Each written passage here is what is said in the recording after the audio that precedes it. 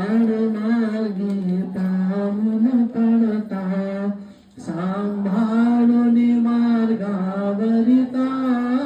आणि तान दुसरा त्राता निज बिरुदानुनी चित्ता तू पतित पावन दत्ता वळे आता भावरता